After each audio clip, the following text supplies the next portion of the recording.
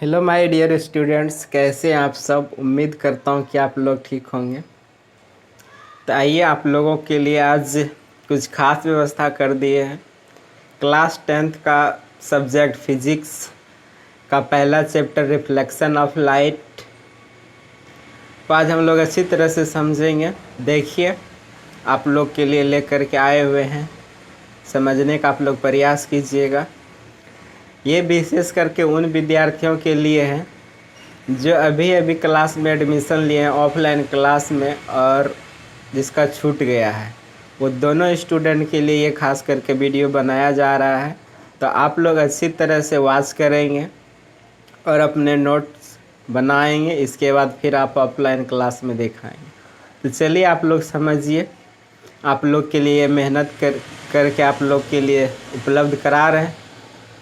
और जिनका छूट गया है तो वो लिखिएगा ही, और जो स्टूडेंट पहले पढ़ चुके हैं जिसके पास नोट्स है बना लिए हैं क्लास में जितना भी पढ़ाए थे, आप वो एक बार फिर से मिला लेंगे। जहाँ भी आपका छूटा होगा या तो फिर कुछ विशेष बात बता दिए होंगे यहाँ पे इस लेक्चर में, तो आप उसको भी नोट कर लीजिएगा। तो आइए अब हम लोग बिना लेट किए हुए आते हैं हम लोग टू द पॉइंट पे। तो सबसे पहले आपको इस चैप्टर को पढ़ने से पहले आपको प्रकाश के बारे में जानना पड़ेगा कि लाइट है क्या। लाइट समझ लीजिएगा तो फिर आपको इसका ये चैप्टर समझ में आ जाएगा। तो देखिए प्रकाश के बारे में हम लिखें कि प्रकाश क्या है। आप लोग जानते हैं कि हम लोग को कोई भी वस्तु दिखाई देता है तो कब दिखाई देता है? क्या हमारी आँखों से सिर्फ दिखाई देता है? अगर ऐसा होता तो हम अंधेरे कमरे में भी जा कर के किसी वस्तु को देख सकते थे, लेकिन ऐसा नहीं होता है। कारण क्या है कि हम लोग जानते हैं कि किसी भी वस्तु को हमारी आंखें तभी देख पाती है जब उस समय वहाँ पे प्रकाश उपस्थित रहता है। तो मेनली रूप से अगर शॉर्ट भाषा में अगर बोला जाए, शॉर्ट शब्दों में बोला जाए कि हम लोग कोई भी वस्तु को देखते तो प्रकाश की उपस्थिति में देखते हैं, राइट।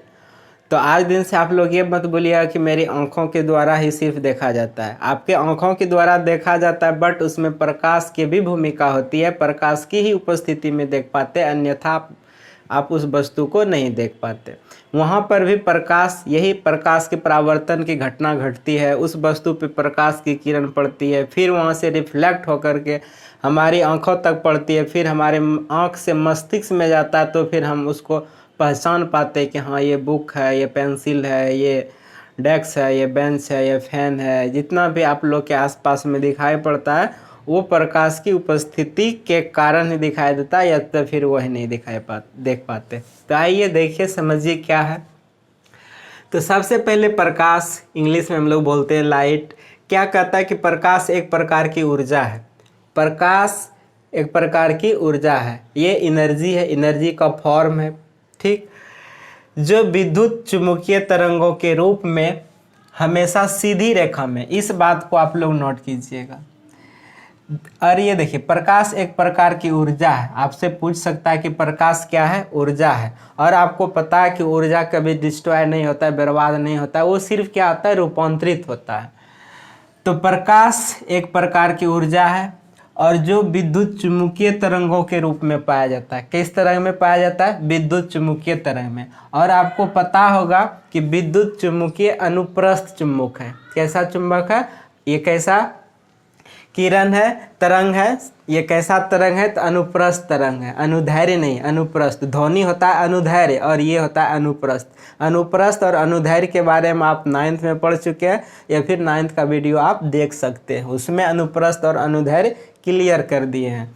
तो ये क्या है? जो विद्युत चुम्बकीय तरंगों के रूप में हमेशा ऑलवेज सीधी रेखा में गमन करती है। ये हमेशा सीधी रेखा में चलती है। इसका मार्ग कैसा होता है? सीधा होता है। इसका ज्ञान हमें आंखों द्वारा प्राप्त होता है। हम प्रकाश को कैसे देखते हैं? आंख के माध्यम से देखते हैं। जब किसी वस्तु पर लाइट पड़ता है, अगर वो वस्तु दिखाई देता है तो हम क्या बोलते हैं? वो प्रकाश के माध्यम से हमको प्रकाश के द्वारा दिखाई दे रहा है। उसमें मेरी आंख का भी भूमिका है कि आंख के प्रकाश की उपस्थिति में आंखों द्वारा देखा जाता है। ये ठीक रहेगा बोलना। कैसे? प्रकाश की उपस्थिति में हमारी आंखों द्वारा, या आंखों द्वारा उसको हम क्या करते हैं? देख पाते हैं। तो हमें आंखों द्वारा प्राप्त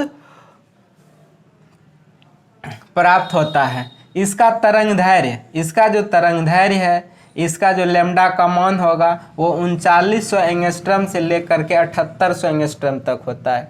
कहाँ से कहाँ तक? 39 से लेकर के 7800 एंगस्ट्रम तक।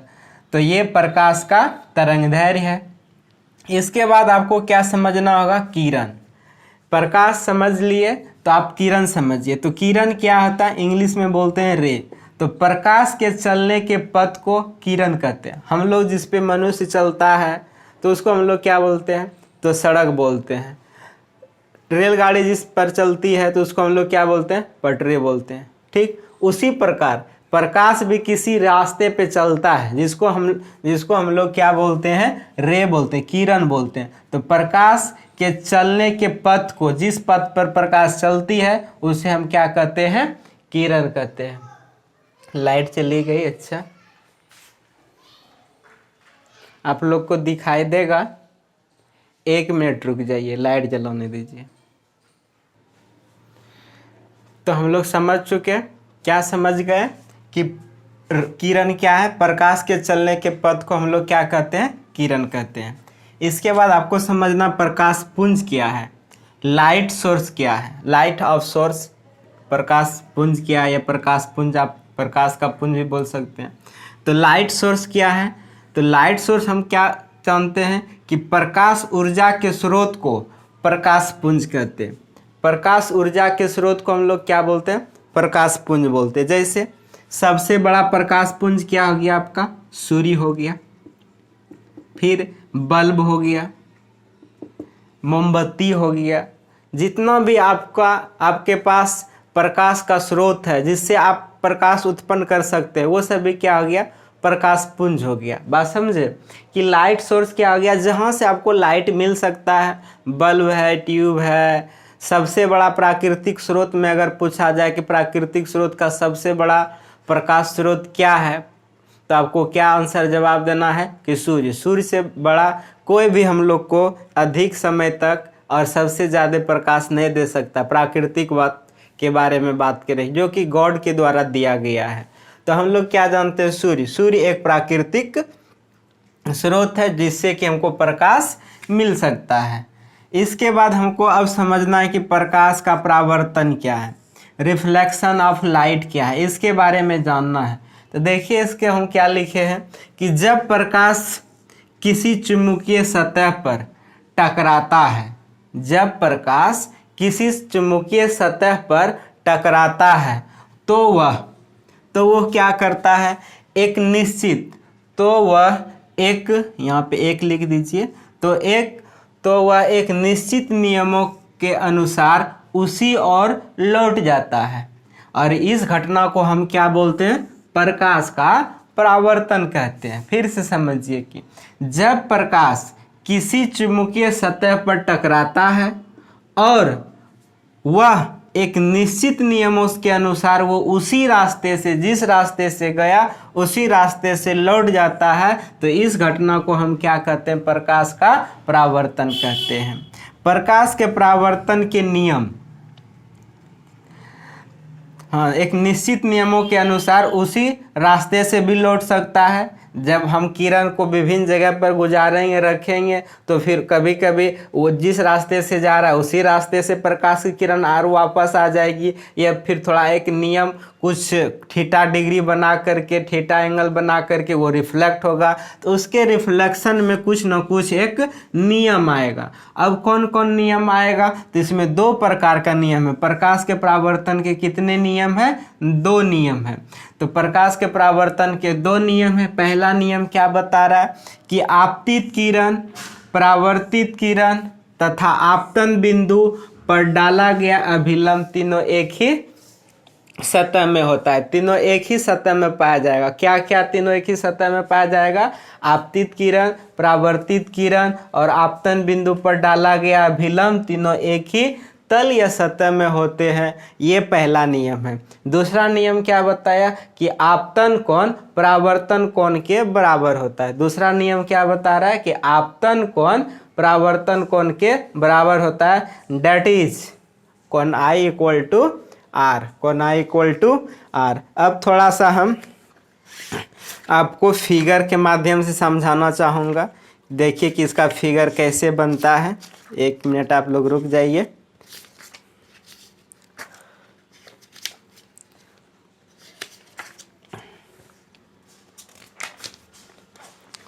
चलिए इसको मिटा रहे हैं। आप लोग स्क्रीनशॉट लीजिएगा तो ले लीजिए।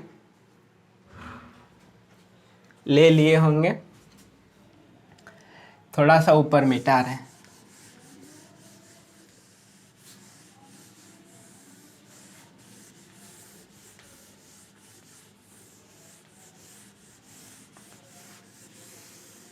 आप अच्छी तरह से नोट कर लेंगे, लिख लेंगे, और जहाँ पर नहीं समझ में आएगा तो फिर ऑफलाइन में जब सुबह आइएगा क्लास तो उस समय भी पूछ सकते हैं। ठीक, आप लोग का छूट गया है इसलिए इतना मेहनत करना पड़ रहा है। चलो देखो, तो परावर्तन के लिए सबसे अच्छा परावर्तक सतह जो होता है वो समतल दर्पण होता है। ये कौन सा दर्पण है? समतल दर्पण है। दर्पण समझते हैं ना, जो कि हम लोग यूज करते हैं, वो भी दर्पण का प्रकार है। कौन दर्पण है बताएंगे। गोलीय दर्पण का ही भाग है। ठीक, तो ये क्या हो गया? ये आपतित किरण हो गया, और ये क्या हो गया? परावर्तित किरण हो गया, और इसके बीच में एक अभिलंब डाला जाता है। यही बताए थे, यहाँ बताए ना कि आपतित किरण, परावर्तित किरण तथा आपतन बिंदु। ये जो बिंदु है, इस बिंदु का नाम क्या है? आपतन बिंदु बोलते हैं इसको। और ये कौन सा किरण है? परावर्तित किरण है।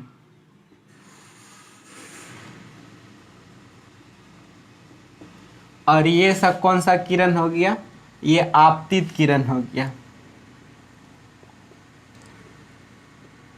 आपतित किरण। तो आपतित किरण और अभिलंब के बीच जो कोण बनेगा उसको बोलेंगे आपतन कोण। आपतन कोण।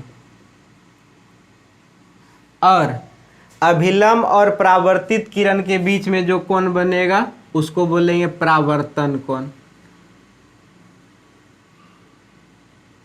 परावर्तन कोण। आई होप आप समझ गए होंगे।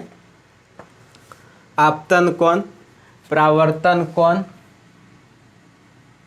ठीक, इसके बाद तो ये हो गया, आप समझ गए होंगे। रिफ्लेक्टेड रे, इंसिडेंस रे।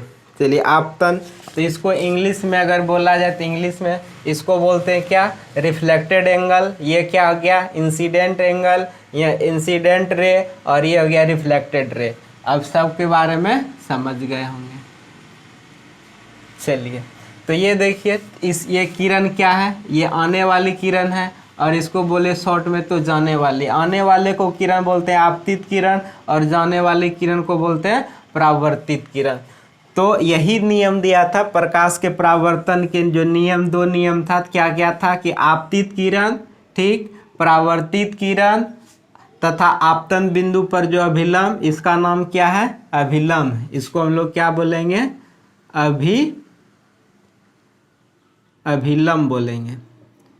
अभिलंब, हाँ, डाला गया अभिलंब तीनों एक ही सतह में होते हैं, या तीनों एक ही तल में होते हैं। तो देखिए, आपतित किरण भी और परावर्तित किरण भी और अभिलंब, आपतन बिंदु पर जो अभिलंब डाले हैं, तीनों एक ही सतह में है। तो ये पहला नियम। और दूसरा नियम कोण आई, और इसको बोलेंगे कोण आर। तो ये आपतन कोण, ये दोनों कोण क्या होता है? बराबर होता है। यदि हम किसी भी परावर्तन के नियम से, यदि मान ले कि ये एक समतल दर्पण है और ये आपतित किरण, अगर ये x डिग्री बन रहा है, मान लो कि ये कितना डिग्री बन रहा है? ये 70 डिग्री बन रहा है, तो ये कितना बनेगा? ये भी 70 डिग्री बनेगा। बात समझ रहे हैं कि ये आपतित किरण, परावर्तित किरण दोनों बराबर होता है। ये 70 डिग्री है तो ये भी 70 डिग्री होगा। ठीक, अगर ये मेरा 40 डिग्री है तो ये भी कितना होगा? 40 डिग्री होगा। तो आप लोग को एक क्वेश्चन दे रहे हैं, आप लोग बनाइएगा। पहले एक हम बता देते हैं, इसके बाद आप दूसरा बना के दिखाइएगा। तो मान लीजिए कि ये N है, ये O है, ये P है, ये Q है। दो रेखा है, आपतित किरण और परावर्तित किरण है। अगर ये 40 डिग्री है, ये कितना डिग्री है? 40 डिग्री है। तो आप बताइए और ये कितना डिग्री है? 60 डिग्री है। ठीक, तो आपको बताना, ऐसा कोई क्वेश्चन तो दिया नहीं है, अपने मन से ले रहे हैं। ठीक, तो आपको बताना है कि ये कोण कितना होगा, ये कोण कितना होगा। ये तो कोण PON बताइए कितना होगा, और फिर कोण NOQ बताइए कितना होगा। तो समझिए, ये एक स्ट्रेट लाइन रेखा है। इस रेखा पे कितना डिग्री का कोण बनता है? एक सरल रेखा पर 180 डिग्री का कोण बनता है। देखिए कैसे बनेगा। ये 40 और ये 60, तो कितना हो गया? 100। इसको मान लीजिए x, इसको मान लीजिए x, तो ये कितना हो जाएगा? 2x। तो सभी का योग कितना हो जाएगा? 180 डिग्री हो जाएगा। सभी कोणों का योग कितना? 180 डिग्री हो गया। तो अब 2x इजकल टू अगर दे दे तो 180 माइनस 100, तो 2x इजकल टू कितना? 80 डिग्री। तो इसलिए x इजकल टू कितना? तो ये हो जाएगा 40, और हम लोग जानते हैं कि ये दोनों बराबर होता है, तो ये भी हो जाएगा 40। तो इसलिए दोनों कोण, कोई भी कोण पूछेगा तो दोनों कितने कितने डिग्री का हो जाएगा? 40 डिग्री का हो गया। बात समझे? तो ये प्रकाश के परावर्तन का नियम था। अगले टॉपिक में हम लोग देखेंगे प्रकाश के अपवर्तन का नियम। अगले वीडियो में, लेक्चर में देखेंगे प्रकाश के अपवर्तन का नियम। आज पहला वीडियो है, इतना रहने देते हैं। आप लोग पहले फीडबैक दीजिए कि कैसा आप लोग को समझ में आ रहा है। आप लोग सही से लिख लेते हैं, कोई दिक्कत नहीं होती है लिखने समझने में, तो फिर अगला वीडियो बना करके आप लोग को डालेंगे, तो आप लोग लिख लीजिएगा। तो यहाँ तक आप लोग तब तक कॉपी कर लीजिए और अच्छी तरह से समझ करके कल, और जो भी अदर स्टूडेंट भी देख रहे हैं, अगर उसको भी समझ में आ रहा है, तो आप अगर वो भी चाहते हैं कि हम भी पढ़ें, तो आप भी कमेंट करके फीडबैक ज़रूर दीजिएगा कि कैसा लगा वीडियो। और अगर आपको चाहिए तो जल्दी से जल्दी आप वीडियो मांगने का थोड़ा सा कष्ट कीजिएगा। आज के लिए इतना ही। Bye bye, take care. आप लोग अच्छे से रहिए, मन से पढ़िए। नज़दीक एग्ज़ाम आ चुका है, अब ज़्यादा दिन है नहीं, एग्ज़ाम तो ज़रूर होगा। तो आप लोग स्क्रीनशॉट लीजिएगा तो ले लीजिए।